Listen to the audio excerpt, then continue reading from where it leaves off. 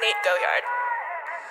Stay with me, little bitch, yeah, you know that I'm your man. You be capping like a snitch, no thoughts, no stamps. New hoes, 10 toes, new guac, new bands, new whip, new chips, new kicks, Jackie Chan, as you pay. What's up, guys? Jin here, and we are back with episode 2 of the Prodigy Gen Mode.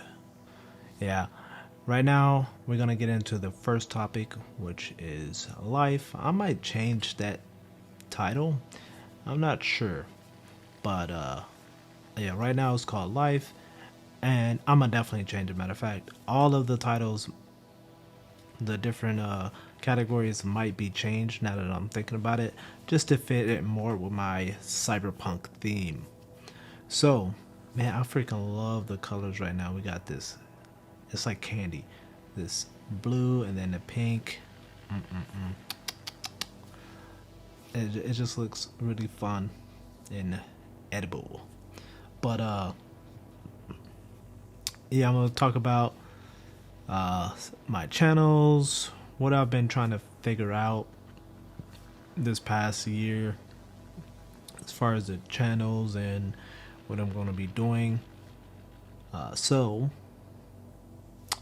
And I decided I'm gonna have 6 different channels, or 5 to 6. Right now there's 5 already like out there, and there's one that's just basically there's absolutely nothing, which the other one's nothing too, but this one didn't have a real name. But if it is, it's just gonna be like my very non-edited videos, to where there's, you know, just upload from this point straight to YouTube, just something to get out there super fast. Even the freaking episode 1, even though there's not that much editing, I still freaking end up editing a lot. Not a lot, but you know, more than I would like to. But I'm like, damn it, because I want a certain aesthetics. But you know, this all is a work in progress sort of thing anyways. But yeah, we have 6 different channels. I'm gonna run through them and what they're gonna be mainly about.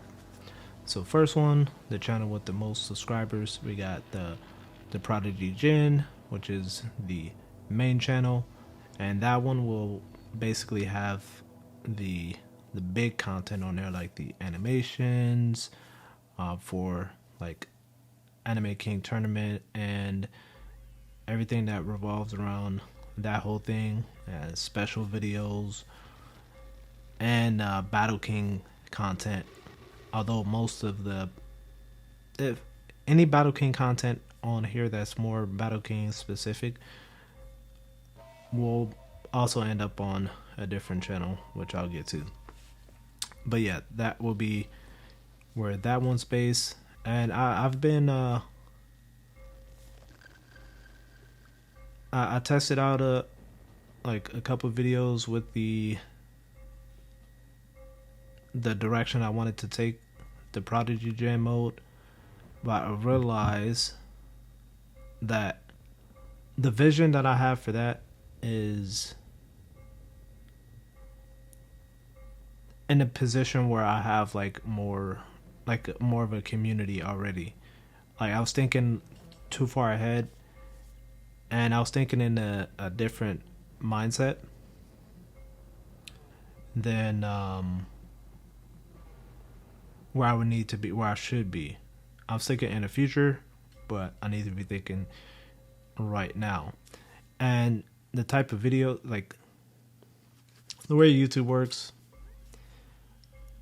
I wouldn't be able to do it the way I want to unless I have like a, you know, dedicated community and constant uploads. So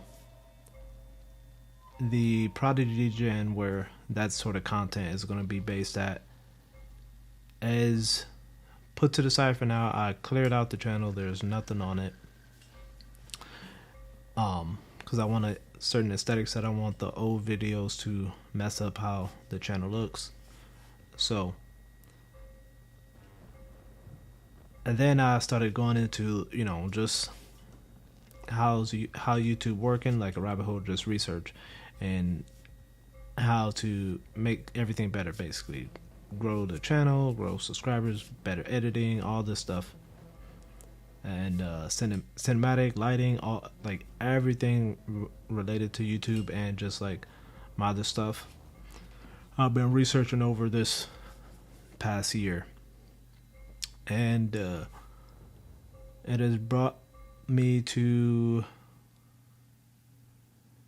divide up my what I want to do into different channels. I feel like that's the best route.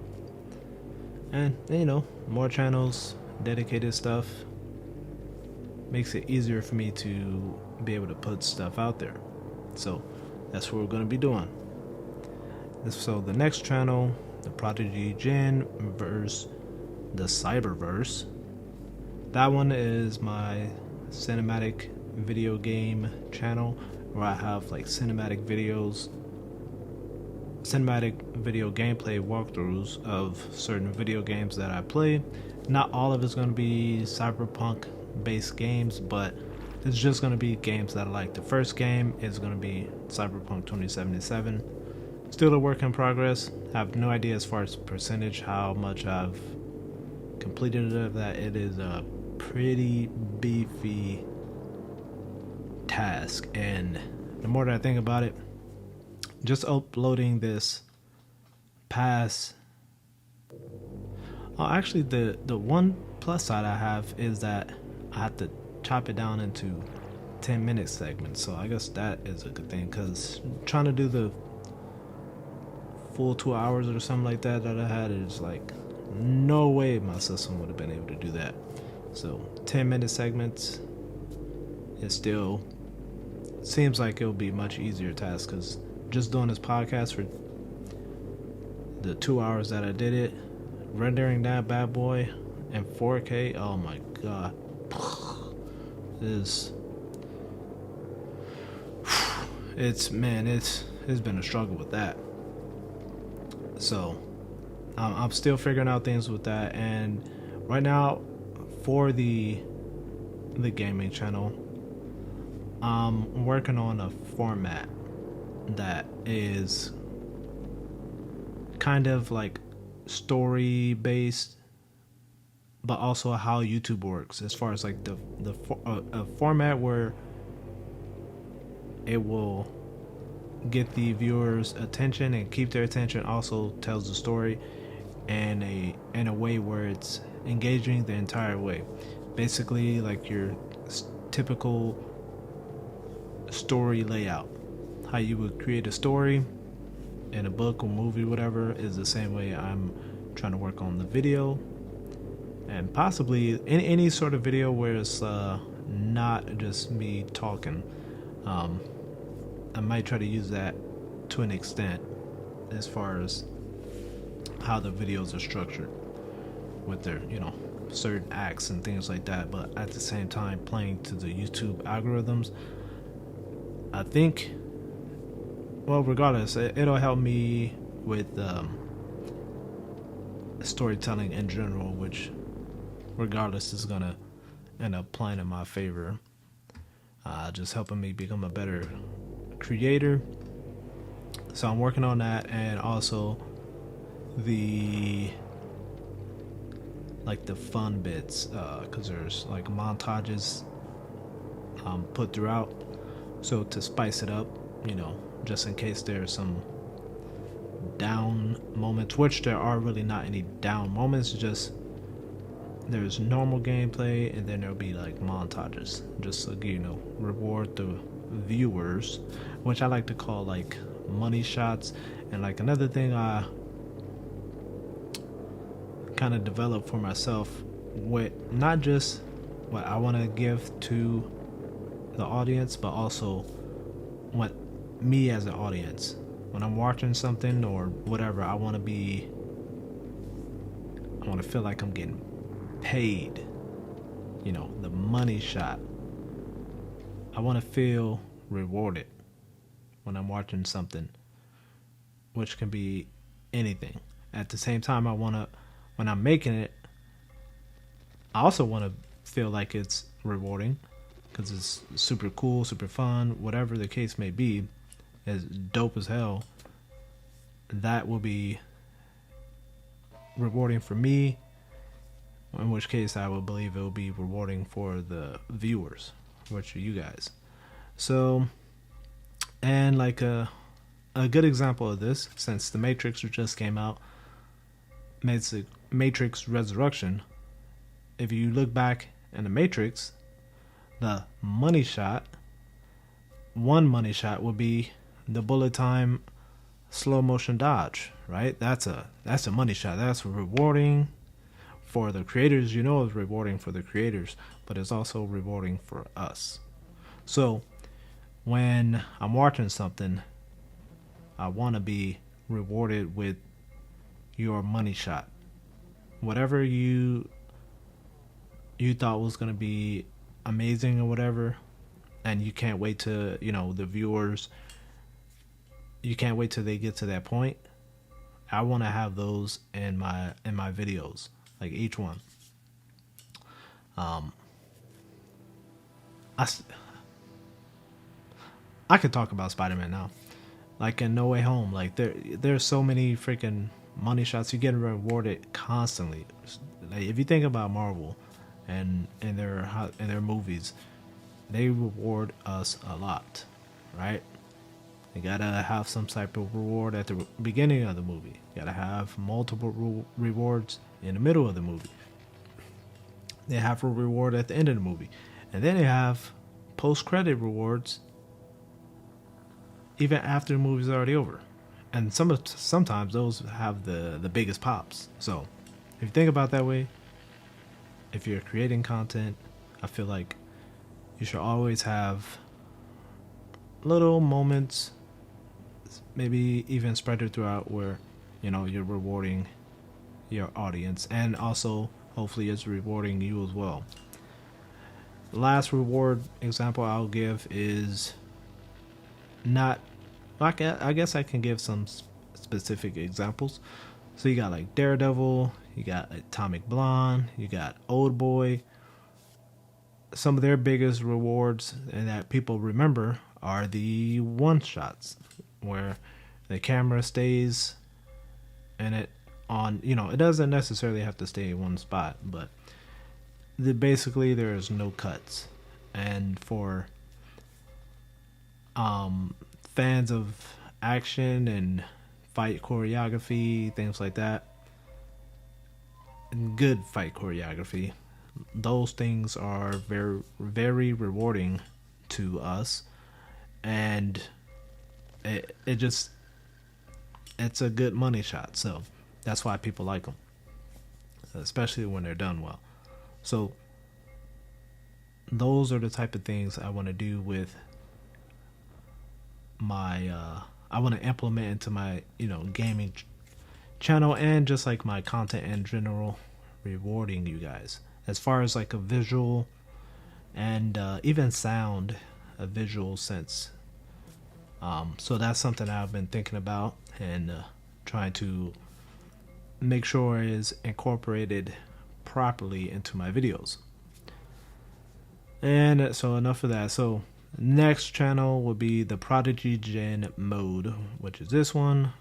This is basically a channel where it's going to be podcasts, reactions, and kind of video topics. The video topics they're kind of, what I talk about in a podcast, but they might just be a individual video itself.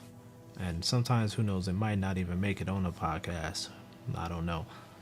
But we'll see. Also, this channel will host the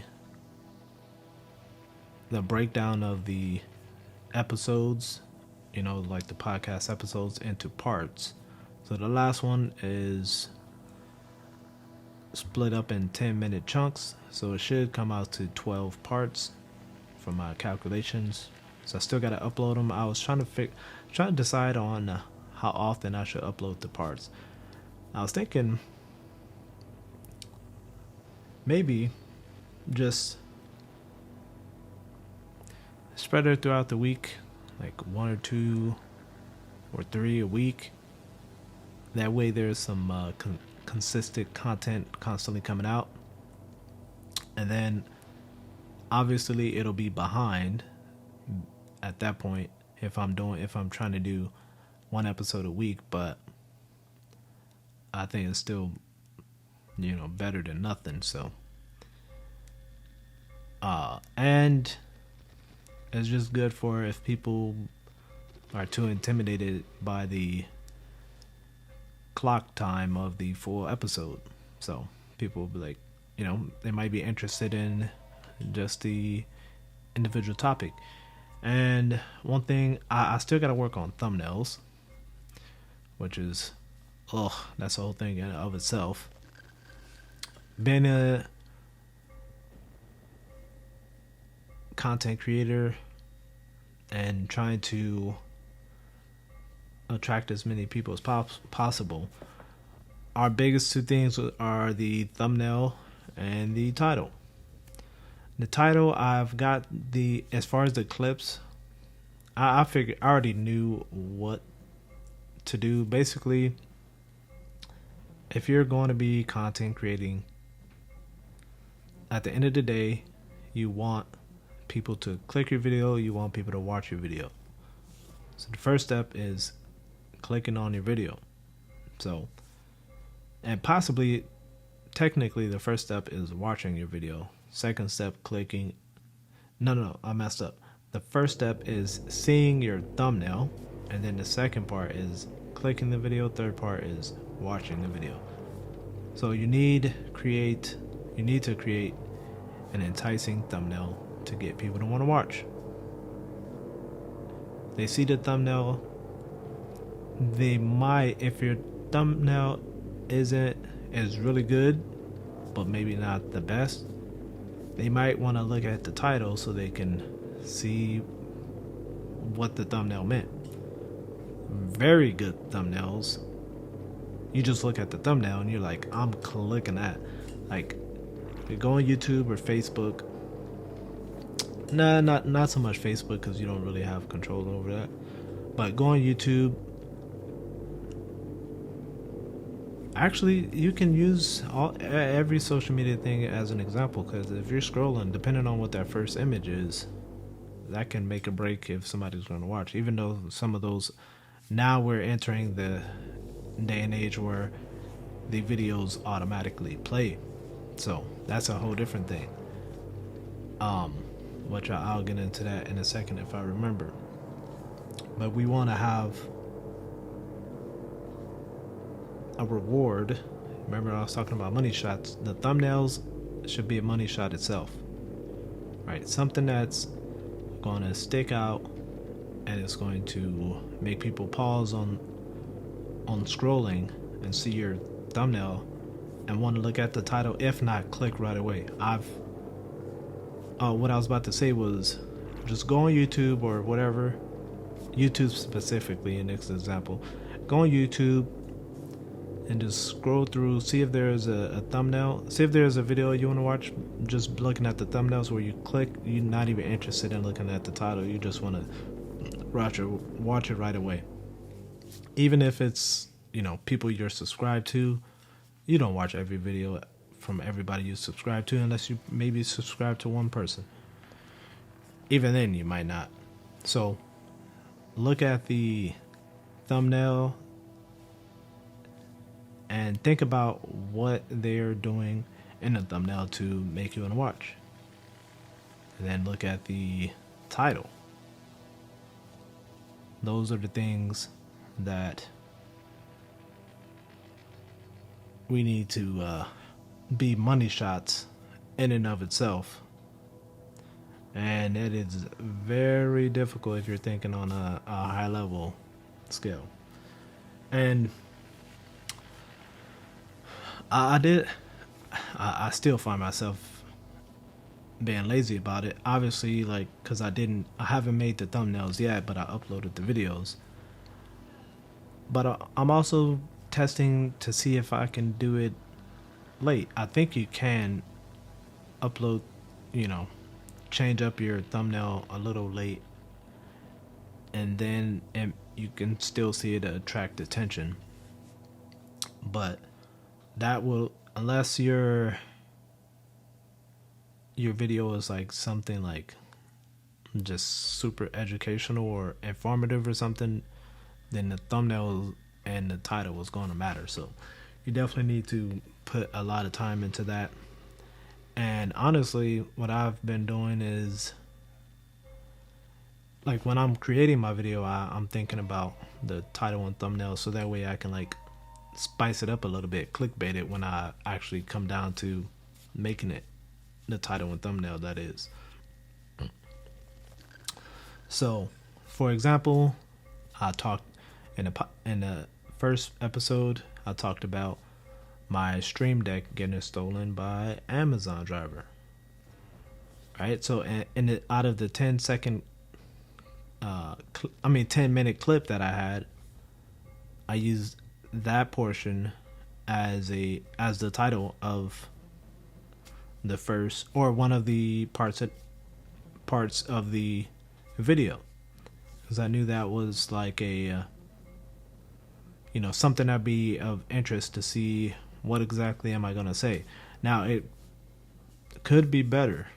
I didn't think about it too much. I just knew out of whatever I was talking about, that will be the most interesting thing. And now that I think about it, I should probably try to make a list of different titles to see which, how it can spice it up even more, just based off of Amazon driver steals my Steam Deck. And I didn't even talk about the subject too long, but it's clickbait, but it's good clickbait. People get clickbait mixed up with just lying. That's not it. Just like if you're going fishing, you're using bait. You could use real worms or real bugs or whatever you're going to use to feed the fish, or you can use fake ones. Like if you're using a worm, a real life worm, to catch the fish, you're not lying to the fish about the bait being fake or not. You're just trying to catch the fish. So you can take the worm, aka the title, and it's going to be real. It's in the video, but just what you was expecting and the outcome that's your fault. That's up to you. I just wanted you to be here, right? I just wanted you to be on my plate, fish, aka viewer. So that's all clickbait is. So as creators, if you're thinking about, I don't want to use this for my title or whatever, you're thinking about it in the wrong way. Like, the title is not for you, it's for everyone else. So try to think of something that will get everyone else to watch the video. Because if you're going to watch the video,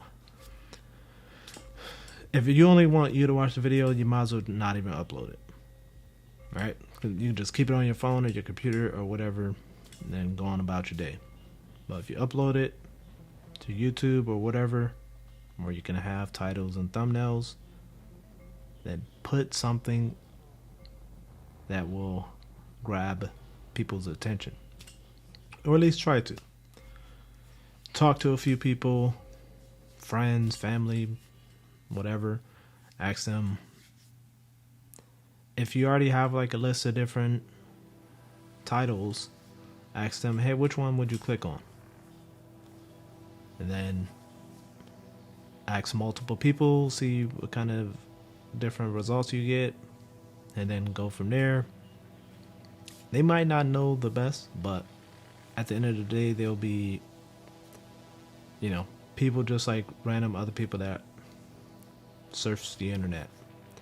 So they'll be a good judge of if they'll click that video or not, whether they're interested in your video or not.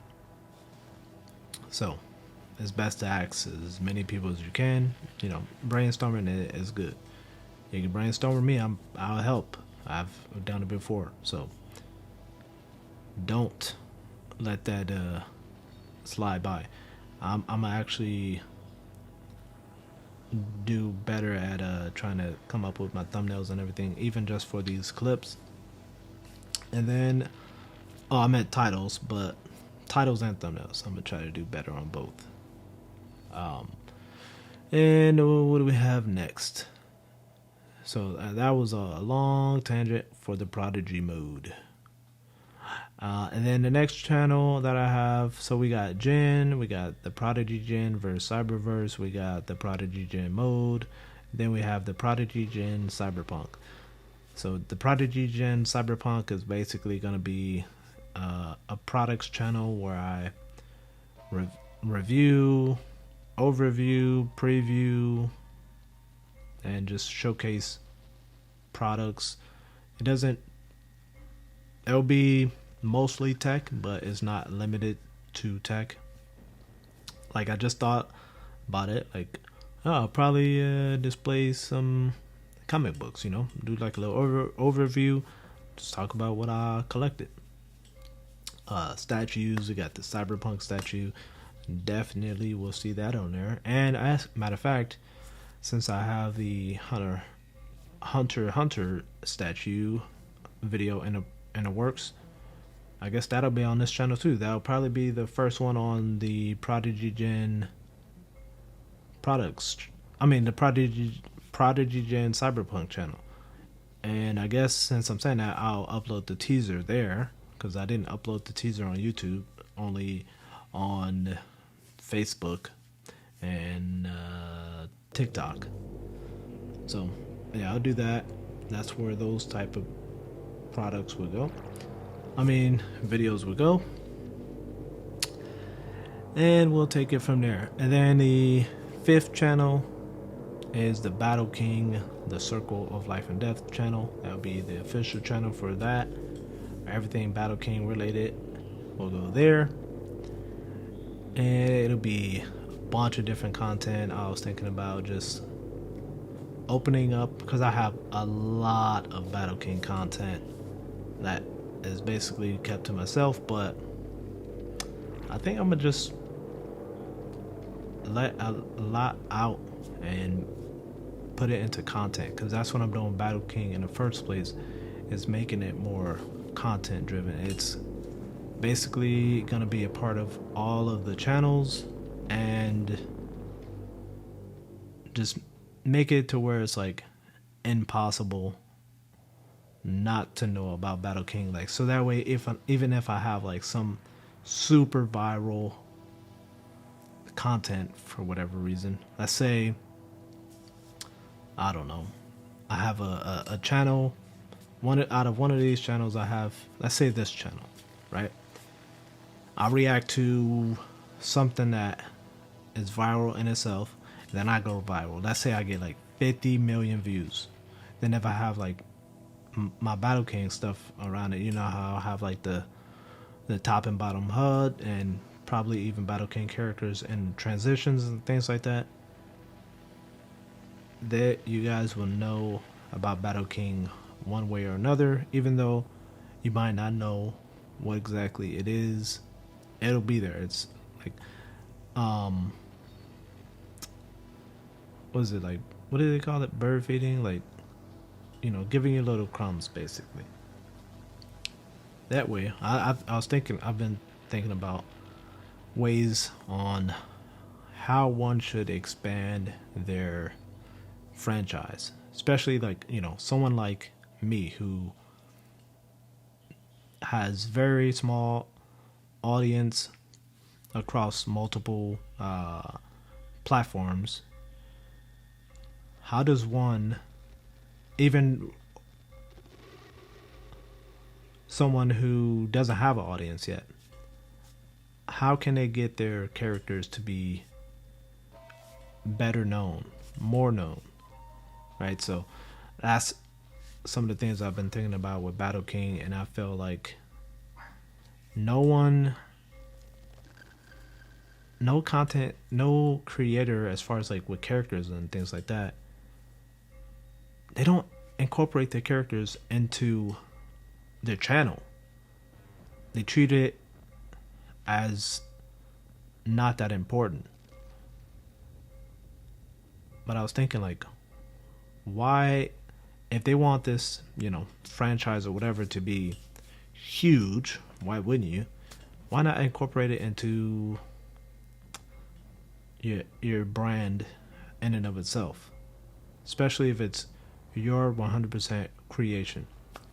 So I was like, yeah, I'm gonna do that, and if people want to follow suit, then by all means, perfect, do it. Because what I have planned and things I've been working on slowly, like if it blows up, it's gonna be huge. Which I feel like with the right care and dedication and things like that, it will. So, I have plenty of things with Battle King. But there's gonna be in-depth breakdowns, insights, story concepts, just stories in general, breakdowns of information, comics, visual comics, like visual novels, digital, all that type of stuff will be on Battle King's channel. I just have to figure out what the first video, maybe an introduction, what Battle King. So, and then as far as like all the channels in general, I'll try and hop back and forth on what is being uploaded, like upload here, upload there. Right now, it's the Prodigy Gen Mode. I think, I'll be able to, based on that, I'll be able to throw out content for each. The main channel, the Prodigy Gen, that one will be put on the back burner just until the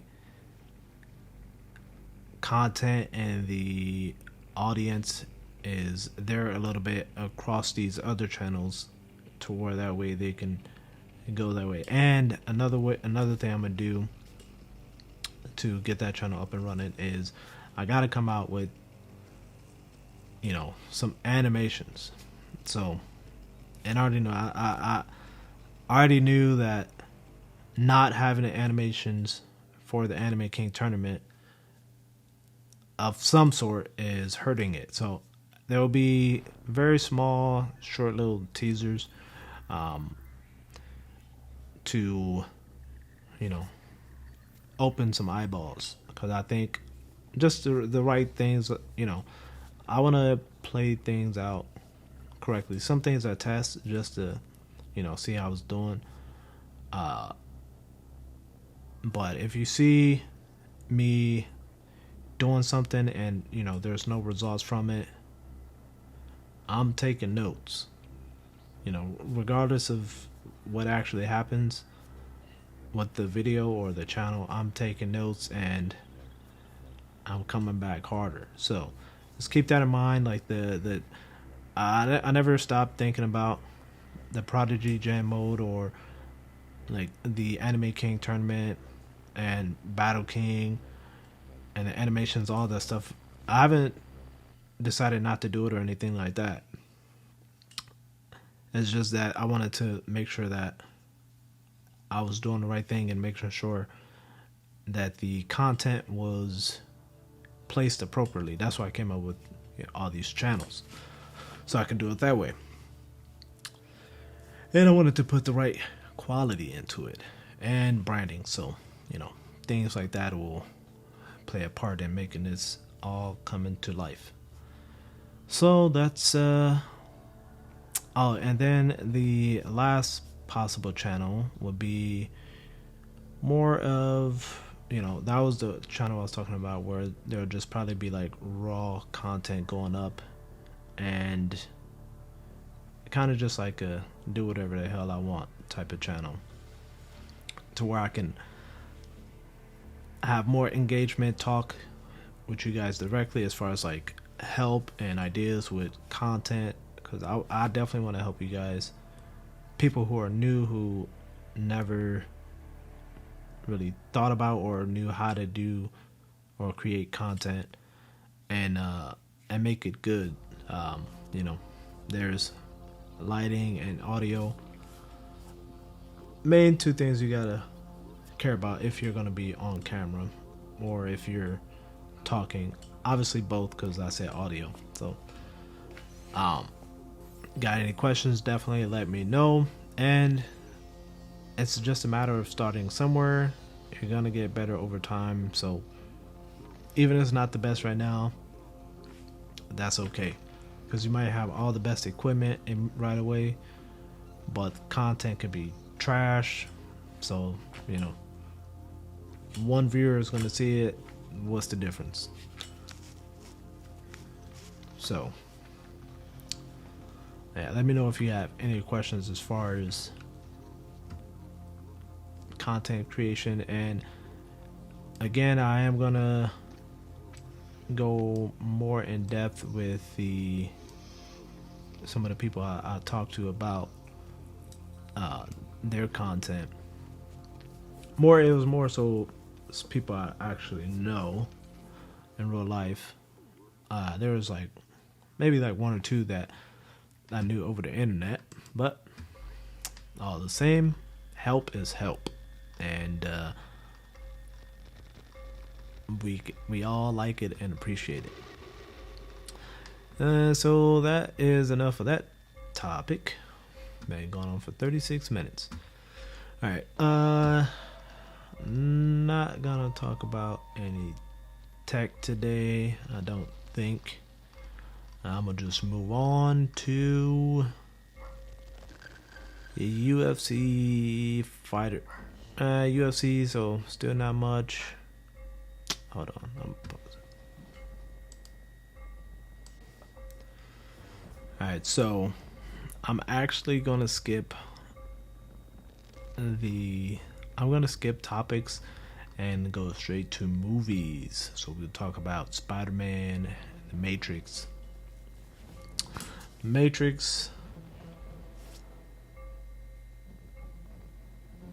That movie has been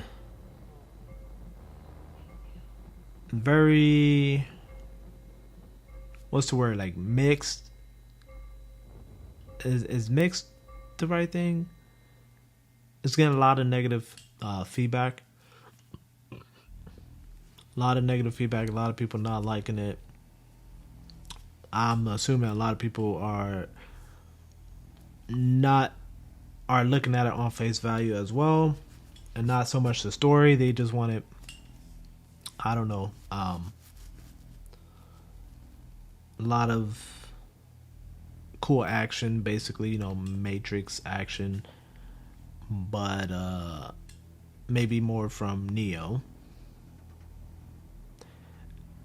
and with a lot of guns and kung fu. And I guess as far as that, it is toned down as far as that, compared to what you would typically expect from the first three Matrix. If you watch like Matrix animation,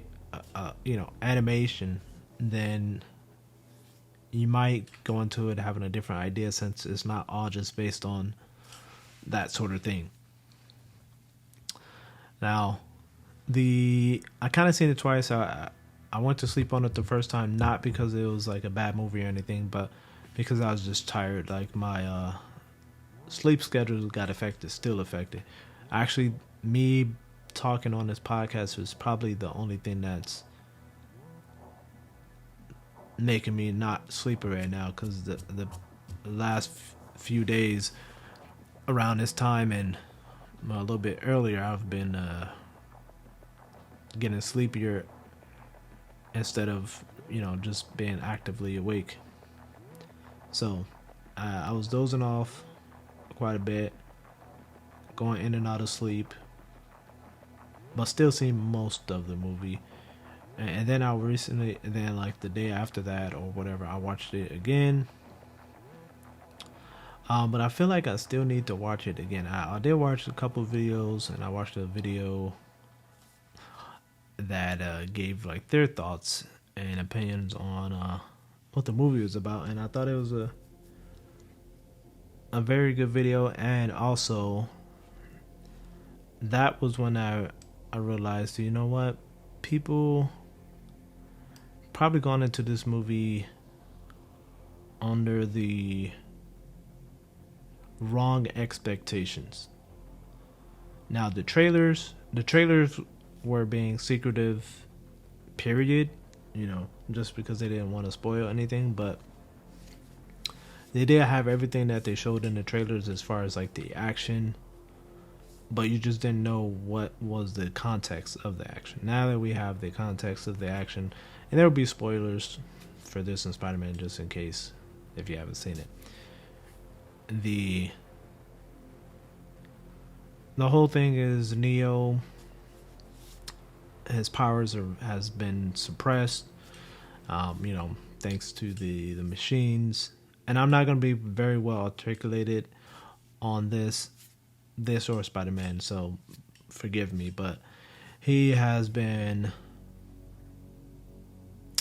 pretty much mellowed out on his powers due to the pills, and also at the same time, I guess later towards later in the movie, he's suppressing them, whether it's subconscious or not. He's suppressing them so that Trinity can release her powers. Just like in the first Matrix, Neo needed that self-belief that he was the one in order to fully become the one and accept who he is and just use his powers as the one would. And in this movie, he was suppressed pills, manipulation, also possibly even himself, again subconsciously or not, in hopes that Trinity would be the one, no pun intended, would be the one to save them in these situations that they were in, because they were in some situations where Neo, let's say, you know, subconsciously, he's like, yo, I ain't doing nothing. You better freaking fly us out of here, cause I'm not flying us nowhere. If we fall and die, we fall and die. That's your fault. You need to save us. So, you know, and then, you know, that triggers her to awaken the one powers and, you know, save them in these situations. Then by the end of the movie, you know, literally the end of the movie, they both are the one flying around, you know. And I think that a lot of people just wasn't expecting that type of story, in which case nobody's wrong for thinking that. The trailers, actually the second trailer or the final trailer, whichever one it was, did kind of, you know, hint towards that if you paid attention, but they still didn't directly outright say it. And it was, I think I never really looked at too many comments, so I don't know whether a lot of people thought that or not. So I have no idea what the wide audience expectations were, besides just wanting to see some dope ass action. But very lukewarm reception as far as the movie goes, which sucks. One thing I thought about the movie when I was watching it, I'm like, damn, something about the movie is so damn crispy. Like, I can't even think of a movie where it just looked it so crispy. I don't know exactly what it was, but everything looked real from what I can remember. Like, visually as a movie, like, if you look back at the old ones, obviously they're outdated, but still, like, comparing them to all the previous Matrixes, like, you know, it looks like PlayStation 2 graphics, if you're comparing it to this one. This one, Jesus, like, it was so crispy and much more realistic, which is exactly what I wanted. And the colors were very good too. I don't know. I have no idea whether it was the camera and the incredible upgrade to CGI they got, but it was crispy as hell. I don't know what other word to use. And as far as the crispiness, I'm not even comparing that to just the other Matrix. I'm comparing that to any and everything I've seen. Some reason it just has this different feel about it. And I watched it at home. I didn't even watch it in theaters, so I have no idea. I think it might have something to do with the type of camera they use as well, because I don't know, it hits different for me. But they definitely did display some cool powers. But the unfortunate part is it wasn't Neo who was doing it. It was, Smith and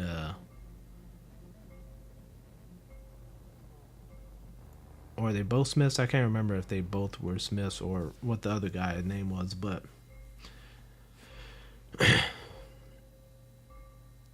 like Neo was the one who was getting the new bullet time effect done too. So that way there wasn't that much action because we knew, Neo wasn't gonna die or whatever. But if they do happen to make a follow-up to this movie, I think that'll be the one where it has a lot more action because they both are the one. Unfortunately, nobody's going to see the movie, or people are going to see the movie at home, so it's just tanking, it's tanking the sales. It's kind of hard to say how many people actually seen the movie because of the HBO. So it's automatically making the box office look bad, especially if you compare it to Spider-Man, because people can go at home and see this movie. And I'm going to see it a couple more times before it gets taken off of HBO. But that's just me. Spider-Man movie of the year, easily. Incredible movie, start to finish and post finish. Now, with that movie, I don't even know where to start, but again, spoilers if you haven't seen it. But Willem Dafoe, Jesus, Willem, my Green Goblin, man, insanity. I never realized he was gonna be that incredible. It was just hit on a whole different level. Obviously, yes, it's on the back of what he did in Spider-Man, the first movie, but still, what he did, man. Can we get him again? Like, dude, to be in a individual movie, can you put him up there with Kingpin from Netflix? Just based off this one movie, I think he was that good that you can be like, yo, these two are some fucking bad dudes, Like, this dude, man, even when he was just Norman, how he was doing his whole thing was still like really good, man. It was incredible. The only thing I wish he had was the waves, man. They messed up, yo. I feel like if it was Marvel only, they probably would have been like, yo, you getting some waves, dog.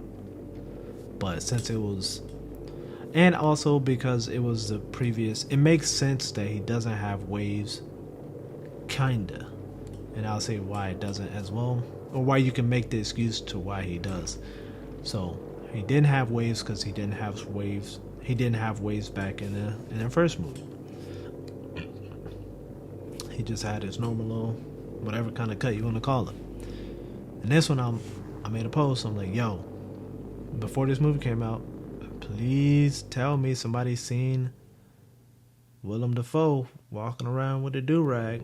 Somebody please tell me you seen this man with a do-rag. Movie comes out, still got the normal hair. I'm like, fuck. Oh well. What he did, who needs the waves? But I'm just saying, that would have been just like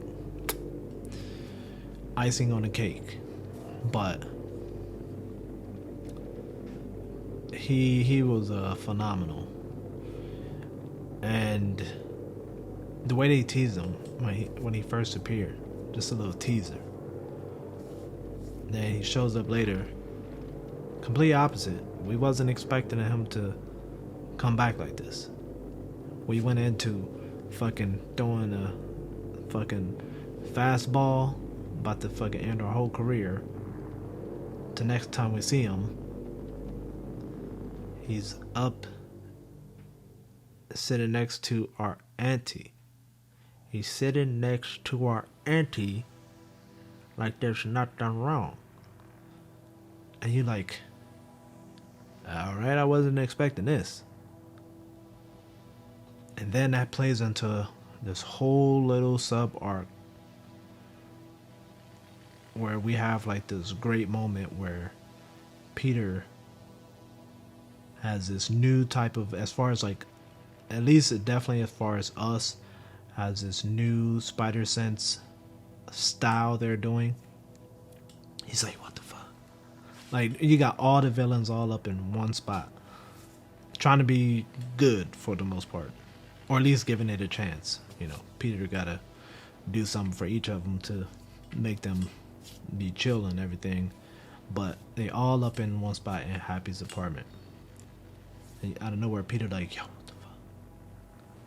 You get like this little visual effect going on with certain like music, not even, I don't know if you call it music or just sounds, but it's going off, and Peter's like, yo, something going on. He go into a different room, like, boom. Then he sees Willem Dafoe or Norman. He's like, just webs his ass hand to whatever he was touching and got him. And then fucking Green Goblin comes out. Shit was cold as hell. How they played that off. Your boy's been like, it's crazy how Green Goblin is, because he's always been like in the back of Norman's head, you know, coming back. Who knows how the control works with these guys, you know? So it just, they tricked us as well, because we don't know when he actually, or if he ever was actually Norman. It's beautiful how they played that. There's so much we could talk about with this movie, man. I'm just talking about fucking Willem right now. That's crazy how much I've even said so far, and it's just all about what he's been doing. Everybody killed it, man. Everybody. And I didn't even like talk about him at the end and towards the end. Oh my god! Like, really, you can legit deadass have like a whole podcast segment just to that. And I want to talk about that stuff more coming off seeing it fresh, because it's been a little while since I've seen it. Like, what is it, last week when it came out? What else I'm gonna talk about as far as this movie, man?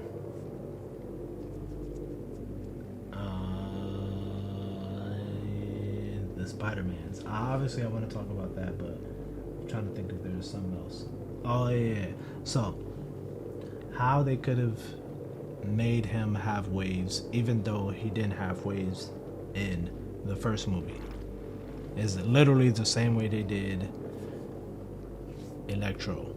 Your man's had the fucked up little hairdo with the oops. And then he comes back with the fucking fresh ass cut. You know, something I wish I could get. But he had the super fresh cut, and let me take this off. Your boy came back with the new, and they could have did Norman like that, man. They could have done it, the exact same reason. Different universe, new me, and that would have been incredible. I wonder what made them give him waves in the comic books anyways. That shit is hilarious. What a nice, interesting touch. Because you don't see it. Even nowadays. Only way you're seeing it is in some black, the character's black. So I think that would have been very cool. Still a possibility that they could do it if they bring Norman back into the MCU as a new actor does him. If they do, gotta give him the waves. That's all I'm saying. You got Doc Ock. Man, I don't know who to talk about. There's so many characters. I'll limit it for now because I do want to talk about Spider-Man more in the future. Again, after I've seen it, it might not be on the podcast. It could be just just an upload I do. I might even react to it. Ooh, that's fire. I'ma react to it. That's what I'm gonna do. I'm gonna cut the Spider-Man talk right now. I'm gonna just react to it and talk throughout the movie. Alright, so I talked about Spider-Man Matrix and Hawkeye. Hawkeye ended. We got the Kingpin reveal. We got the full Kingpin reveal. Vincent D'Onofrio. We got him. And he showed up technically as coming off of the Daredevil series run. Apparently, when he got the call with Kevin Feige, he told them, yo, if I'm going to do this, I want to do it the same way that I did it with Netflix. I want to go in there going based off of, I think he was saying based off his emotions and things like that. He want to portray it the same way that he did in that series. And Kevin Feige was like, I'm glad you said that. That's exactly what we wanted.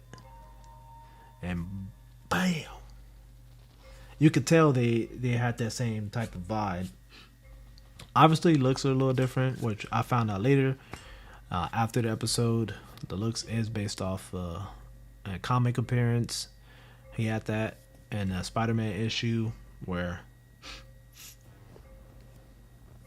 you can see it on the cover where he had that. And some other cool things that I've read up on, like the people I watch as far as like Marvel and comic book stuff. We got Emergency Awesome, Everything Always, New Rock Stars, Cosmic Wonder, and Comics Explained. Those are the guys. There's a couple more up in there too, but as far as like Marvel, well, some of them talk about a bunch of other stuff too. Anyways, those are just some of the people I watch as far as that sort of content. And I learned a lot more about the whole series in general, and what they're planning on doing and things like that based from watching all their videos. And I watch all their videos. And yeah, obviously this is spoilers for Hawkeye. If you haven't seen Hawkeye, you can forget it. You go watch Hawkeye. But Kingpin, off screen, he gets pow pow.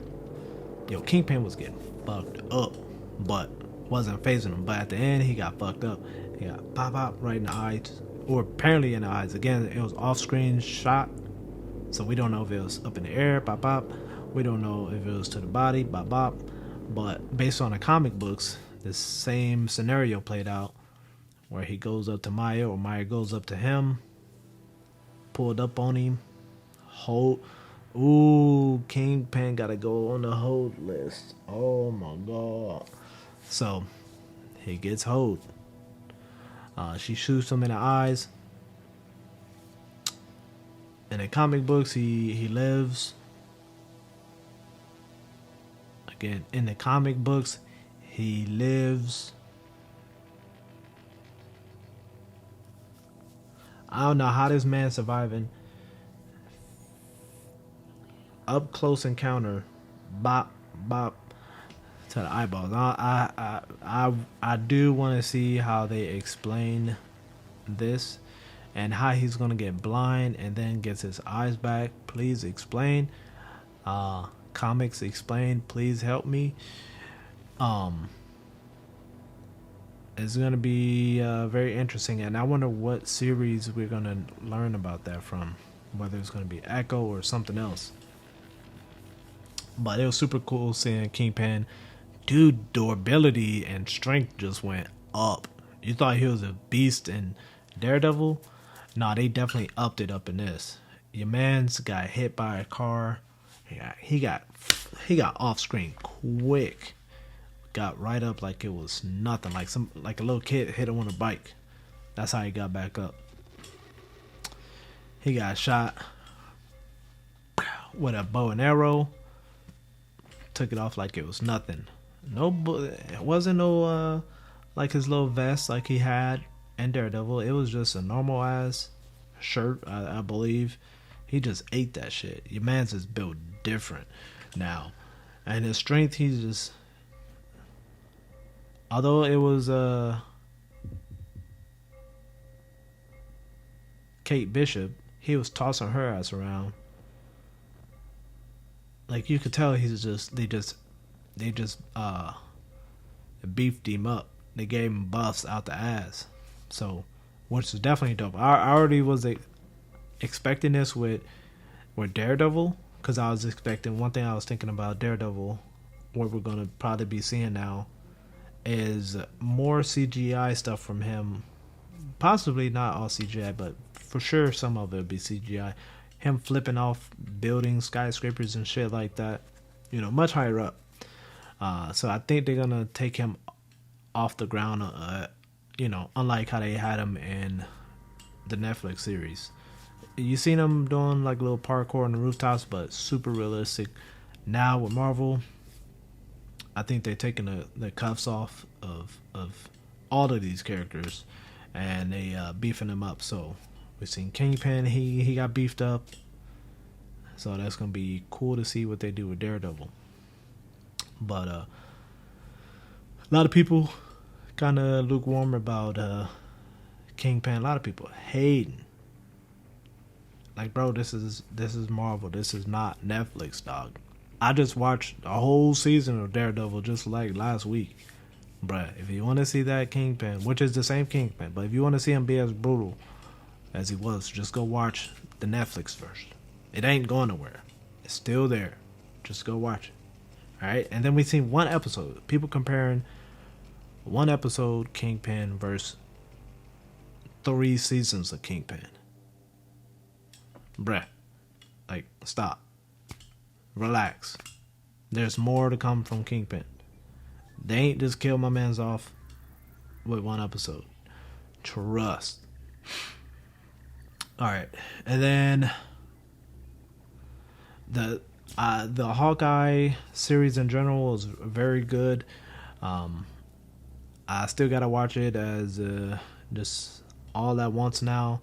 I do, when I'm going to sleep from time to time, I do just turn on episode, go sleep on the episode. Something about Hawkeye is like, yeah, I wanna go to sleep to this. But very good series. I'm interested to see how it feels just watching it all at once. That'll be pretty interesting. But definitely like the series. Oh, I guess one thing I was supposed to do was make a list of the best Disney Plus show of 2021, and we had all of them. So we got WandaVision, The Falcon and the Winter Soldier, Loki, What If, Hawkeye. Oh, so for me, I did put Loki. Now, when I was thinking about this, every argument I had made that Loki was like the best at why I chose it as the best one of this year. The other series had it too. I'm like, fuck, how do I do this? Then I just put like, I love each of them for their own reasons,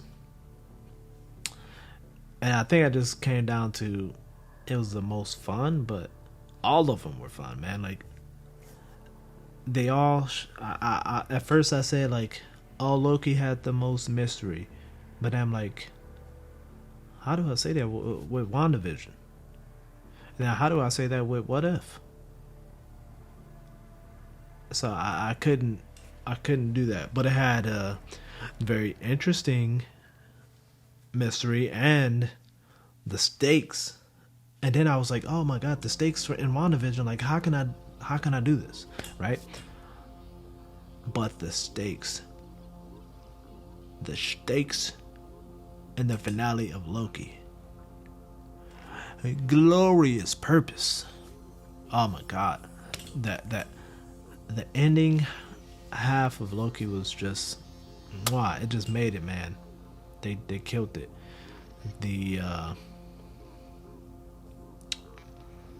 One Who Remains was phenomenal. That whole little, I like how they doing this with or how they have been doing this with at least the last 2 live action series in Marvel Disney Plus shows with The One Who Remains and Kingpin, how they do the reveal on the last episode, and then you get to see like a nice little beefy chunk of them.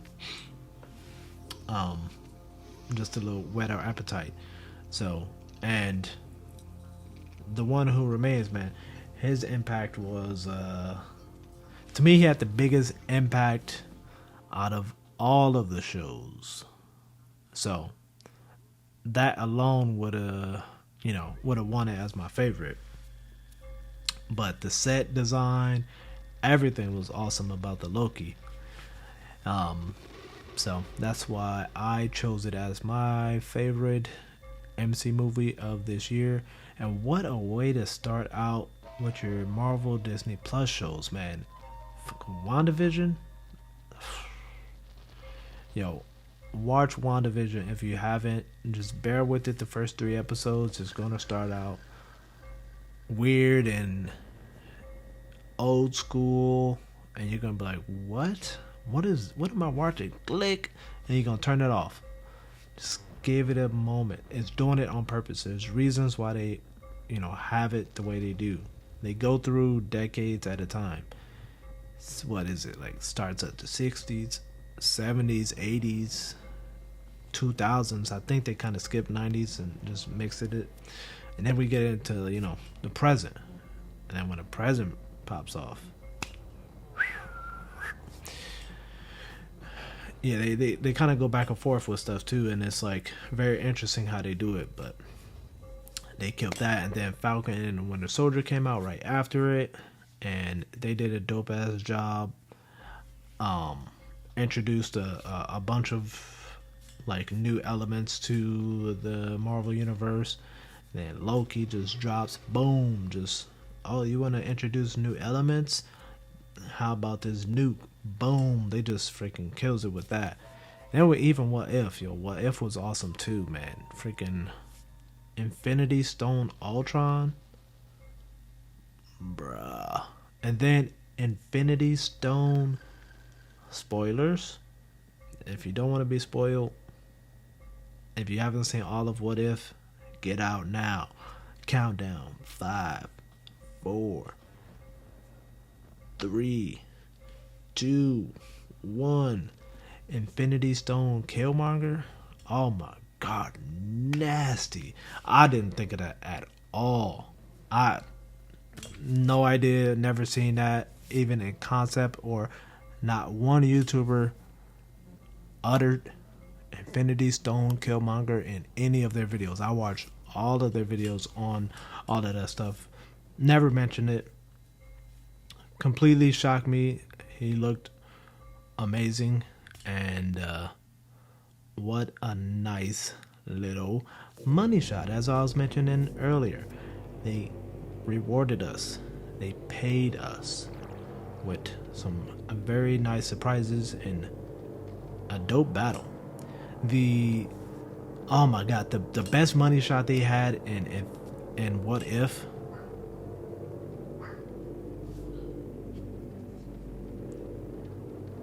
Dog barking. The best money shot they had in What If was when Ultron was fighting, I forgot his name, but the Watcher. When he was fighting him and he bit the galaxy, fucking that shit was epic. That was like, yo, what the fuck? What did it? What? That episode was nasty as fuck. That was, as far as like any of these series, that was one of the hardest episodes. That shit was cold as fuck. And speaking of that shot, I still need to see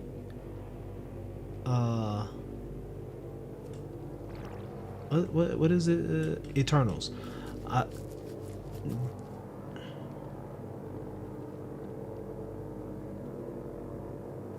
Now that I think about it,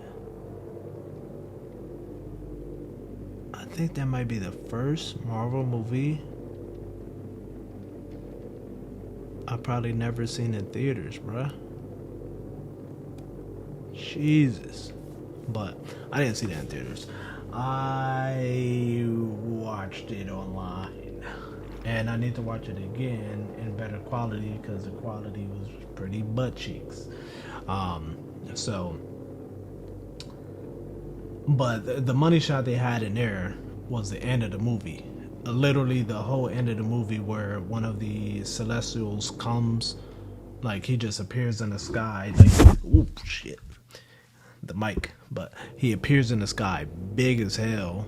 I was going to try and demonstrate how big he is like this, but he was just big as fuck, and then everybody gets to see him, across the world, because he's, that big, and then he just zaps one of the Eternals to him, and then they go off. But it's like, yo, what the fuck? Well, actually, the money shot they had before that was showing the frozen Celestial in the ocean. That shit was tight. But then after that, the big money shot was that sky shot, that Earth invasion shot they had just for a brief second. That was tight. That would have been worth going to see in theaters alone, but I didn't see it. So, yeah, man, those money shots, they got some good stuff in there, man. With Marvel, they've been doing good. So, and I gotta watch all of them back, man. It's been so much fun, and I love how they've been like incorporating stuff from each of those into the later series and stuff like that. And it was a dope money shot, man. My theater, nobody reacted to this besides me in my theater, at least not to the point where you can hear somebody. Like, so, and What If they showed Spider-Man, he get the cloak of levitation for, he had that on for a little bit. Then we briefly get that in No Way Home as well. And I reacted. I can't remember my exact reaction, but I was like, oh shit, they doing it. And nobody reacted. Like, there's so many people, even day oneers, man, when they go to the movies, they just don't be knowing. It's a lot of casuals go see these movies, and like, I promise you, like, when the movie is over, No Way Home, over 50% of people left immediately. It was like 80% of the people left. And then after the first credit scene, post credit scene, another 15% left. And there was only like 5% of us there that knew what was up and waited for that second trailer, that second post credit scene, which ended up being the Doctor Strange trailer, which I already knew what it was going to be. So, yeah, there's a, I don't know. I was going on a tangent, but yeah, man, you gotta stay. If you're going to go to the Marvel movie, just stay. Even if you end up getting one of those ones where it's, so, you thought it was going to be a post-credit scene here, huh? Even if you get one of those, man, just, you paid for it, go get your money's worth. So the next thing I'm going to talk about in TV shows is Dexter. I finished the latest episode last night. It was episode 8 of Dexter New Blood. Oh man, things are heating up for Dexter Morgan or Jim. Dude, freaking the ending, bruh.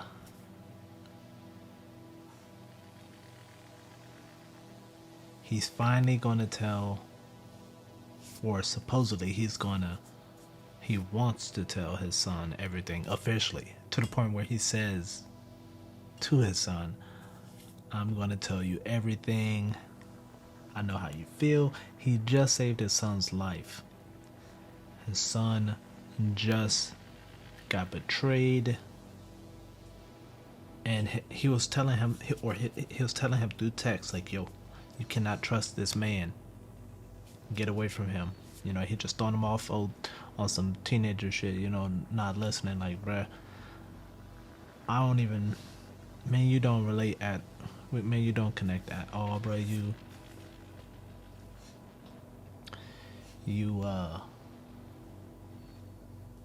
You hiding stuff. I can't trust you. This man, he's been treating me like a father should. So, he hasn't been trusting him until the ending. Now, I'm having a brain fart here. So I'm trying to pull something up. I'm going to check right here, though. Yeah, I could just use a computer, but screw it.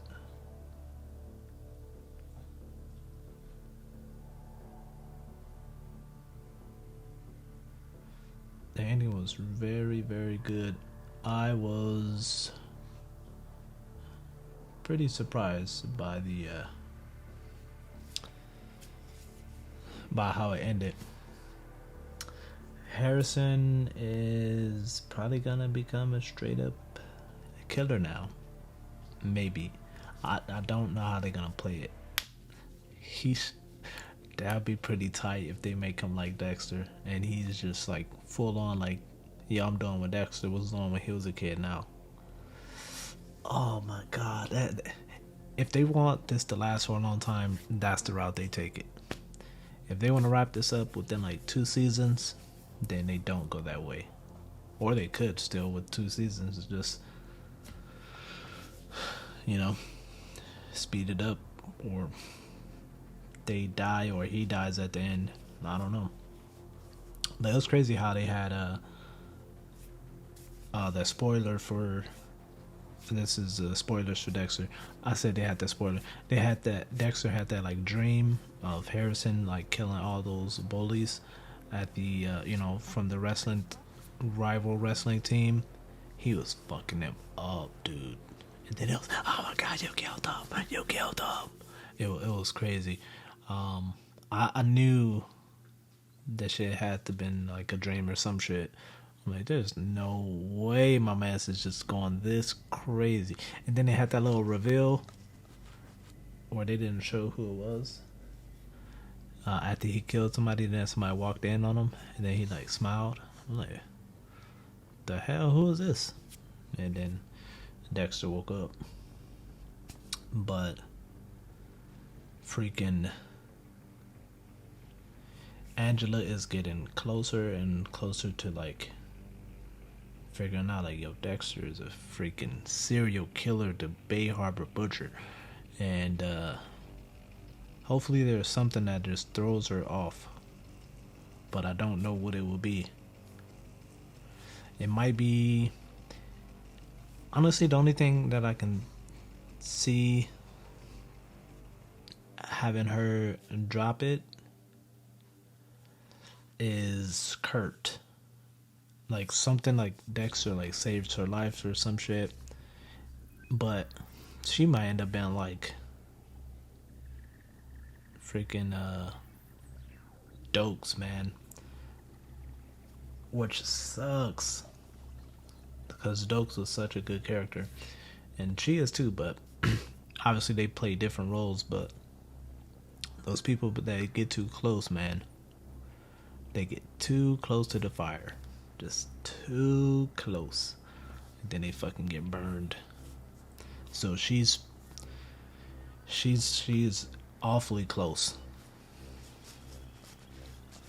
And it's crazy. She got this close all because of this one-off chance where she meets Batista and he fucking barely, right before he was going to be done seeing her forever, apparently, he says Dexter's name. And then from there she looked into it. But this fucking Kurt guy, man, I ain't never like dude. He be thirsty as hell to play the nice guy, man. That's why I'd be like, bro, like, sometimes, man, these people be overly nice and stuff, bro. Just never know what they're thinking about, bro. And this dude just fucking being overly nice to you, and then just, oh yeah, come back here. It's fucking, then you end up becoming a prey. Literally, you end up becoming prey. Because he just goes to hunt you down for sport. But Harrison's about to be prey. Dexter fucking barely made it and saved his ass. But Kurt still got away. And then the previews for, I didn't, because I normally don't look at the previews. I had walked away while I was playing.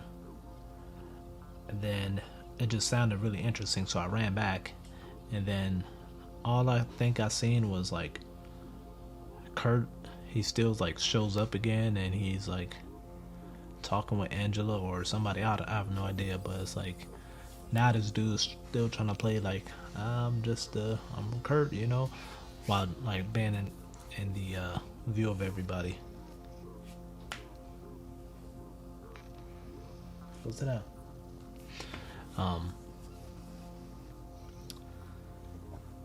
But we'll see what happens with that. That's gonna be super interesting.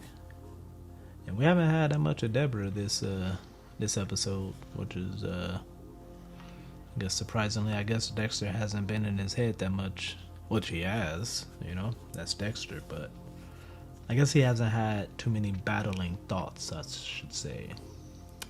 And I'm surprised she didn't like appear in the car more, maybe when he was saying he was gonna reveal, you know, everything. But you know, things was happening too quick. He pretty much had to like just not battle himself right there and just tell Harrison like, yo, you know, I'm gonna tell you everything. I feel like something might happen that stops him from telling him everything. I hope not, but you know how shows get. As soon as he's about to spill the beans, hey Harrison, somebody comes right in. Freaking Angela's gonna walk right in. Hey, we need to talk or whatever, and then it's gonna fuck things up. So we'll see how that turns out next week. What else we got? Mayor of Kingstown. Watched that last night. I watched the latest 2 episodes last night before Dexter, actually. Man, this show, man, this show is fire, man. If you're not watching Mayor of Kingstown with Jeremy Renner, you gotta watch it. It is heat. It's basically Jeremy Renner plays Mike, this peacekeeper between like gangs and the the police and everything. So he's like the mayor of this town he's in, and he used to be in prison, I guess, at some point, and so that's how he got in with some of the gangs. And then he's just playing like peacekeeper for everybody, trying to give them the best advice and things like that for their situations, and he is in the shit of it. And it's this last episode, man, the I forgot the girl's name, but the one who says she's his property. Oh, I knew they were gonna do that when she got. Spoilers if you haven't seen this. I'm all the way on. This is like freaking episode 8 or something. I don't know, man. Go watch that shit. Don't listen to me talk about it. Go watch it and then come back and listen to me talk about it. But I knew they were gonna play this scene out exactly as they did it.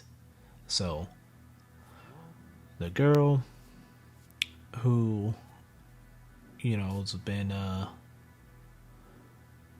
held around by Littlefinger from Game of Thrones. I don't know fam's name. His name is Littlefinger.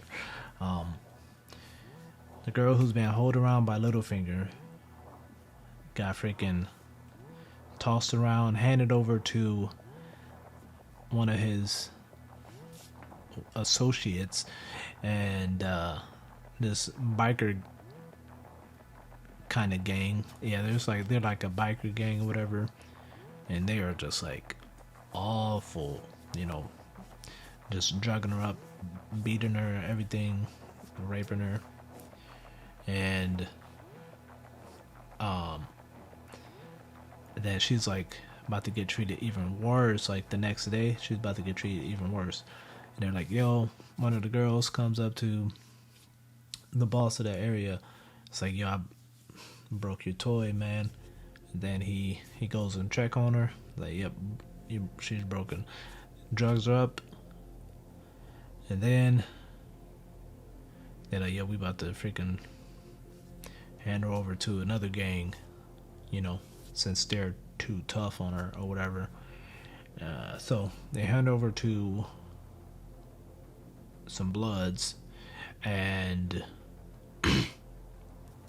so the Bloods, they put her in their car, and I'm already thinking, as soon as I knew that they were like, yo, we're gonna get rid of her, I was like, fuck, man, they're gonna have, because Jeremy Renner, Mike, he was called over, so he's already on his way over to the spot. He's like, the guy in charge is like, yo, meet me at my what do you call it, like Love Factory or some shit, Love Shack or some shit. I forgot what he called it, a nickname. Basically a nickname that we never heard before, but the audience will, if you we be able to put 2 and 2 together of the spot, since they never met at the spot. They usually meet at his office, but they're supposed to meet at the spot, which is basically a house. And so just as they got the girl in the van and the Bloods pull out, fucking Jeremy Renner, Mike, he's pulling in, they pass like that, so she never sees him. And I'm like, fuck, man, I knew they was gonna pull this shit. I knew it. Because I wanted to see the interaction they was gonna have if he had seen her there. I'm like, ooh, this is about to get spicy. I wanted to see that really bad. And this comes back to the money shot I was talking about earlier. Like, we want to get paid for a time for watching the show, right? There's money shots. I want mine delivered to me. And they said, psych. They had the silver plate right here. It's like, oh, you want that? Nope. Fucking took that shit right away from us. So I'm like, fuck. What an opportunity missed. Right? So then the Bloods are taking her back to their spot. And then they're like they're having to take detours because like all this construction and stuff. And they're up, you gotta go that way. Up, you gotta go that way. And every corner, they're starting to see more and more blue. They're like, yo, what the fuck? You know, so Crips. They're like, yo, we gotta get out of here. And they're like in like a violet colorish car. It's not super red or anything like that, but it's still like, you know, you ain't gonna see no Crips up in that color car. So as they're getting deeper and deeper into the hornet's nest, fucking car pulls up behind them. They're like, yo, you better light they ass up. But they get their ass lit up. The Crips pop the trunk. The pull the van door back. Just light the whole little van up they was in. And then the car crashes. Boom.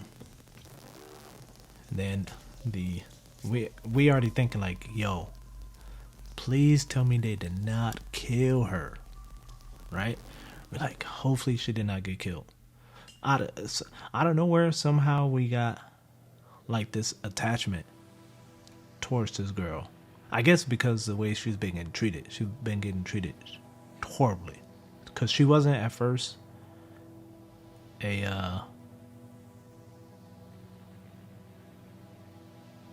not a protagonist, but she wasn't a bad guy, basically. She wasn't a good guy, basically. In fact, I thought she was gonna be like a big bad assassin type of girl or some shit. The way she was introduced, the way Littlefinger was like, yo, go call a girl to handle Mike. I'm like, damn, he about to fucking call this assassin chick or some shit. No, she's just a normal chick. And I thought for sure that was gonna play into like she's a badass when she met Mike. And he was saying how like she's not gonna be able to hang up, in this type of world and everything. I thought they was trying to throw us off by saying that, but nah, she definitely couldn't hang in Kingstown, man. She was not ready for none of this. So the Crips again, they run up on the van, see if anybody else alive, and then you see her, she's alive. She's like, and then it cuts. And then I think we got Mike in the car, right? He's driving back because he already had a meeting with the boss at the Love Shack or whatever you want to call this shit. This neo-Nazi guy. He's leaving that spot, probably who knows how far away, but he gets a call from the leader, the head honcho of the Crips. He gets a call like, yo, he's got this girl here, says she's your property. Mike's like, what? And he's like, oh shit, because there's only one person that ever said that, which was a girl. She said that way earlier. He was not having it though. So he pulls up to their spot. Normally he always meet the Crip leader outside. They got this one spot.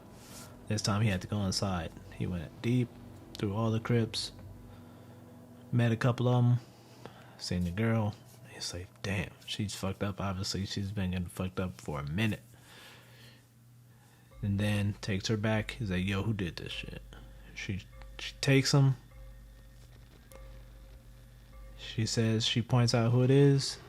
The boss at the head at the Love Shack or whatever you want to call that shit, the neo-Nazi guy.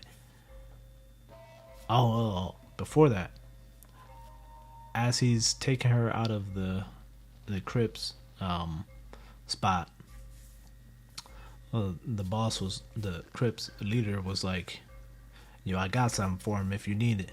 Mike's like, yeah, I got something for him myself. And you're like, ooh wee. Right, so he ends up making it back there. She points out who did it. The Crip leader, I mean not the Crip leader, but the neo-Nazi leader. He was one of them.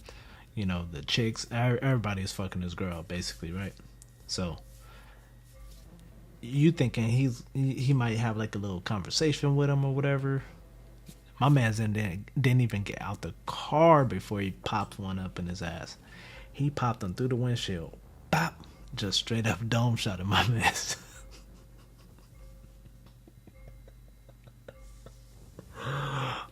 My man's didn't stand a chance. And I forgot.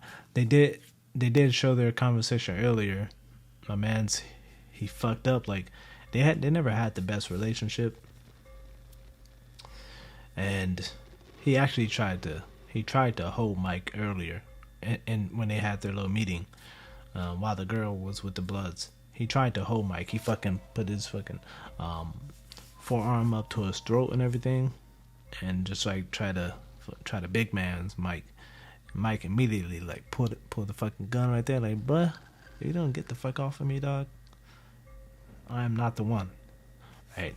So Mike already let him know, like, bruh, I'll pull the strap on you anytime, bruh. Try me. So, next time he seen him, bruh didn't even get out the car. Like I said, popped him quick. Homeboy tried to come up behind him, popped him quick too, but didn't stand a chance. And then lit up other dude that was up in there. The other dude didn't stand a chance. Luckily, the girl, she got away. There's a girl up in there too. She got away. And then Mike and the girl who's been abused and raped and shit, they drive off, and basically that's the end of the episode. As far as like Mike and them goes, there's another moment I'm gonna bring up. That's in a prison. But I'm gonna bring that up in this new section I decided to make based on this guy. So let me see if there's anything else on TV shows. That'll be it for TV shows this time.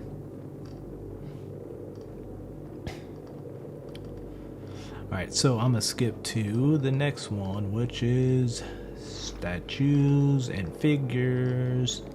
So this section I'm going to be talking about statues and figures, and today I'm just going to be going over some of my favorite announcements for 2020-21, favorite announcements that were announced in 2021, and I'm only going to limit it to like 5 just to make it easy, because I don't want to be on here too long right now. And then I'm going to tell you my favorite statue of the year, which I do have in my possession. Also, before that, I will talk about what happened to all of my statues, because I had a lot of statues over like the course of like 2 years. I bought a decent amount of them, and they were, most of the ones that I bought and actually had in hand were premium format statues from Sideshow. And I did have a few pre-ordered statues from Prime 1, but somehow, like, I always canceled those before I ever received them. I paid them off, but I just canceled them. So what happened with my statues was, one, the previous place I was in was way too small for the statues. I basically only had enough room to have one shelf of displays for statues, and I had way more than enough for one display of statues, that's for sure. So I sold them. I sold the statues for one for time, because earlier in the year, and like since in July of last year till like early this year, I was not working. I was not working, so what that I decided to do was sell my statues for time, so that way I did not have to work.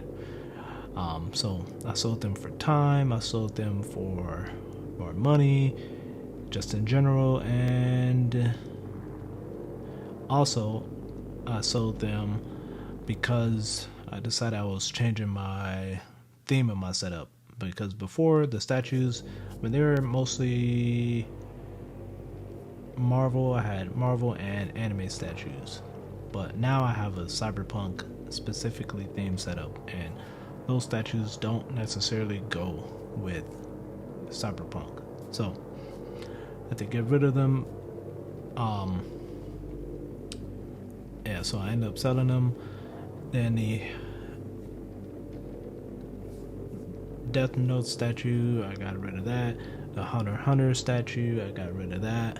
And also, another reason why I got rid of the statues is because I'm trying to be in a mindset of, if I really want these statues, then I will be able to get it back without any worries on price or anything in the future anyways. And at the same time, like, I'm sure there's going to be better versions of those statues in the future. I don't know if there's going to be a better version than a Hunter x Hunter one, especially it being Netero versus Miriam, but that one I feel like I'll end up getting back again anyways. Plus the box was freaking destroyed beyond all belief, so I wanted a different version of that statue anyways. So got rid of all of those.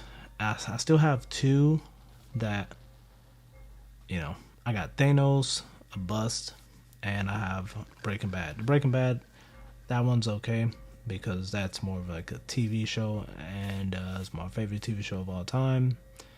Nobody really even wants it. I did try it. I put it up for sale like twice, but that never got sold. And only way it looks like that was gonna be sold if it was like way below retail price, and I'm like, this is not worth it at that point. Like, I'll just keep it. So moving on to favorite announcements for 2021 from 2021. So one of the hardest ones I've seen was from Prime 1. It was Joker and Punchline. That statue combination is phenomenal. You got this Arkham City looking Joker. He looks like it's Arkham City kind of mixed with just like comic books. Looks phenomenal. Like one of the best Jokers you'll ever see that still matches up to the, you know, original Joker look. And well, maybe even if it's not original, it's really iconic and one of his best looks. And because there's a lot of different looks of Joker. And also, I forgot what I was saying, but that Joker, and then you got Punchline behind them, which they're two separate statues technically, but they're like one-to-one companion pieces. They go, it's a Joker on throne, and then you got Punchline, and they look phenomenal. Like, they look so good that I might buy it, even though I got a cyberpunk setup, and I'll save that shit for like a different area or some shit. Like, it looks that cool. And then the next one, the price on this bad boy is just so fucking ridiculous, man. It is Godzilla versus Kong Final Battle from Prime 1, where you got the whole cityscape of two big ass monsters with cities, with city buildings and lights and everything. It looks phenomenal. It's huge. Even if I could get my hands on this, I wouldn't even know where to put it, but I want it. It looks dope as hell. It's, again, this one you can buy as one whole set, or you can buy the individual pieces. But I think if you buy the set, it has like a certain middle section that makes everything fit better. But it's like 5 Gs for the entire set, and it's, I don't even want to know what shipping would be on that thing. But it is one of my favorite statues, and I would definitely love to get my hands on it. I can't wait to see, because that one fits with my cyberpunk setup, just because of the city and everything. And the Godzilla vs Kong, it had a lot of sci-fi stuff in it, so that would count. That would fit in this setup. I wouldn't know where to put it, but it would fit. It probably could. Yeah, I wouldn't know where to put that bad boy, but I would get it. The next one, Prime 1, the announcements was killing it. So most of this thing is Prime 1 besides one. Ghost in the Shell, based on the latest incarnation from Ghost in the Shell, the Netflix version.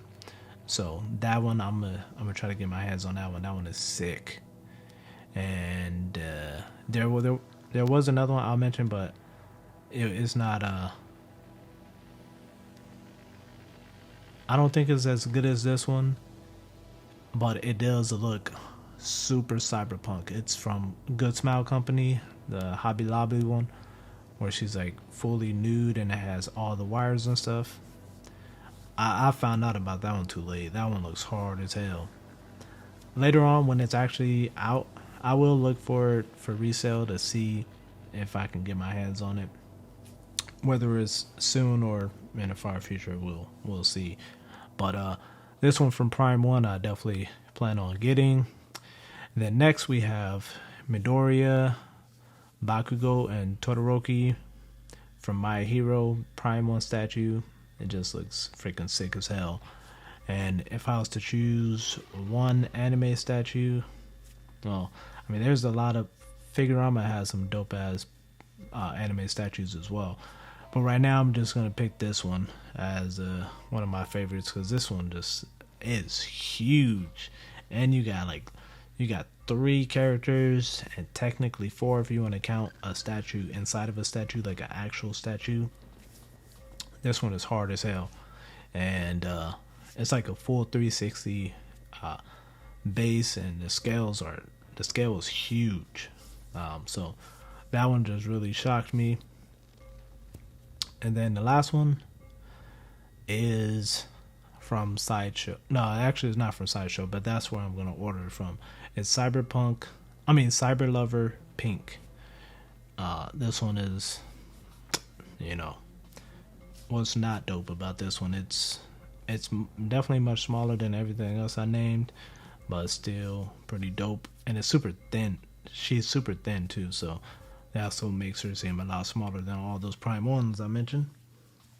But cyberpunk theme through and through. Got the pinks and the other color. I just love this figure, everything about, statue. So I'm definitely copping that. And as far as my favorite statue of the year, it is none other than Cyberpunk 2077 Johnny Silverhand by Pure Arts. That statue was cold as fuck, and I got it. I basically sold my Hunter x Hunter Miriam statue for this statue. The rest, and I got like $300 off, because I surprisingly had some money in Sideshow that I didn't even know about, and then I only found out about once I was checking out with that statue. So that was the perfect time to buy that. But the statue is incredible because the display base it has on it, where it has a variety of different basically the billboards they have in a game, you can see up on there, and as well as they have the soundtrack from the game, so you get to listen to music with it. I play it almost every day, so it's dope, and it has a bunch of different stuff you can place around the base and everything like that. And it has the limited edition one that comes with his guitar, which is dope, and it just fits everything else on my desk, because I got the Cyberpunk limited edition Xbox with the controller, and it fits perfectly with Johnny Silverhand in the base because all the colors are based on Johnny Silverhand and just like the everything else Cyberpunk. So it's like a 1-to-1 perfect mix to have as a companion piece on the side of Johnny Silverhand. So it's just my favorite statue for multiple reasons. The display base, Cyberpunk 2077, Keanu Reeves. It's Cyberpunk. The music, bro, fucking killer. Ain't nothing else touching it this year for me personally. And I just love the game. So what else was gonna possibly win? And on to a new section I made specifically for a character in Mayor of Kingstown. This section is currently called Hoed. People or individuals who get hoed. Example, in the latest episode of Mayor of Kingstown, this cop named Sam, he works in the prison. He was formerly in the prison with the males, but his life was literally hanging on threads, because if he was in the prison with males, he was gonna get caught, you know. So they had him protected in the tower before, but now they're like, yo, it's probably safer if we just put you in a woman's prison. And ever since he went there, and they've been warning him all type of ways, like, yo, this is what they're gonna do to you. They're gonna manipulate you. They're the same as the men. He's just like, okay, you know. They put him on game as far as like everything they're gonna do, right? Before he even got there, they put him on game. And then off rip, the girl started hitting on him, but there was one in particular that was, you know, hitting on him a little extra. Like extra. So throughout the episode, she's been like turning the heat up as far as like hitting on him and everything. And then later on, she just like, you know, gets like super sick out of nowhere. Like, yo, something wrong with me. I don't know what's wrong. And then they send him to go help her and take her to the infirmary or whatever the fuck. And then they were supposed to go up these stairs, but instead of going up the stairs, she takes them underneath the stairs, where that's out of the camera's vision. And I could have sworn the lady cop who was watching the monitors seen him. I could have sworn she seen him, but apparently not, because she never went over to go check. So Sam and this prison girl, they end up doing the damn thing, and she hits him with the old pencil coming out the braids. Fucking gets his ass. Fucking hold my mans. After you've been put on game, you get hold like that. As soon as I seen it, I'm like, oh my god. He got hold. They did my man's bogus. So they were telling him the whole time, like, they just as bad as the dudes. Like, bro, like, just because they girls, bro, it don't mean nothing, bro. Like, they gonna chew you up and spit you out, bro. And that's what they did. Like, bro, like, to think that the dudes wouldn't have girls on their side up in there, like, to think that they wouldn't have that is freaking dumb as hell. Like, they didn't think that for 1 second. Like, oh yeah, I'm way safe over here. Underestimating the ladies, man. And he got hold for it. So I have to make the whole section just for him. So now we're gonna have, whenever I'm seeing characters get hold, they get put on the list. We also had another cop gentleman get hold as well. I don't know why he got hold. He got shanked up real quick. He was in the male side too. The last thing we heard from him was the higher up. I don't know which position this guy was in, but he's like, because apparently apparently he didn't know, but the whole prison knew besides him. But there was this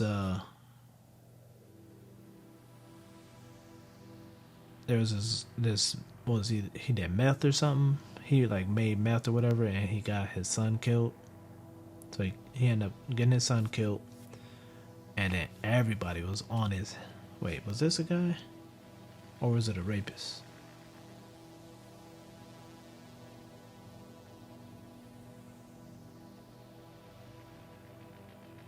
I think it was the meth guy, and who killed his son.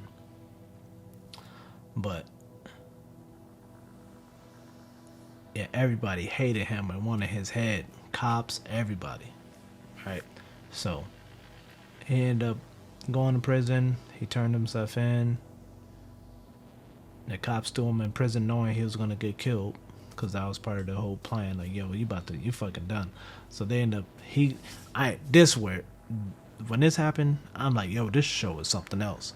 They shanked the hell out of my man. It's like, he got stabbed like 50 times, yo. Multiple people was shanking him up.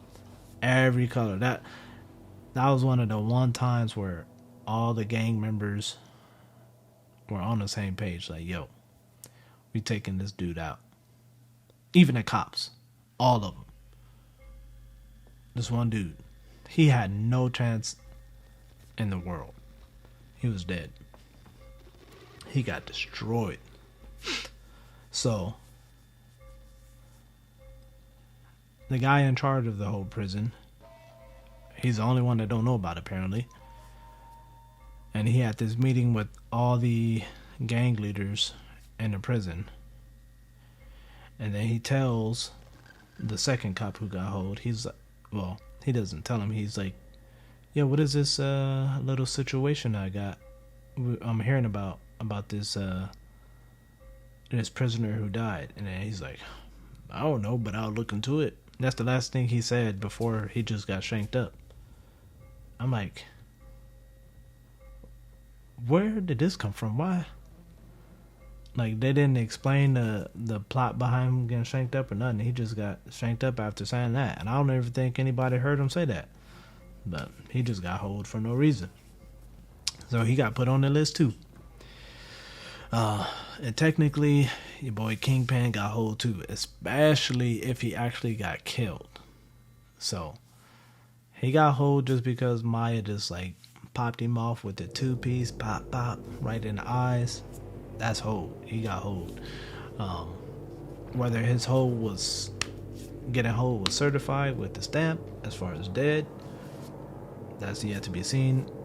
Likely it's not the case based on the comics, but we'll see. Who else got hold? Did anybody in Dexter get hold? Yeah, the dude who kidnapped Dexter at the beginning, he got hold at the end, rightfully so, and that's it. So, first episode of Getting Hold. I'll probably call it Getting Hold. I don't know. I'll think of a better name, maybe. But we got three people already. I feel like it's only gonna get worse, because I'm gonna be keeping my eye out on people getting hold.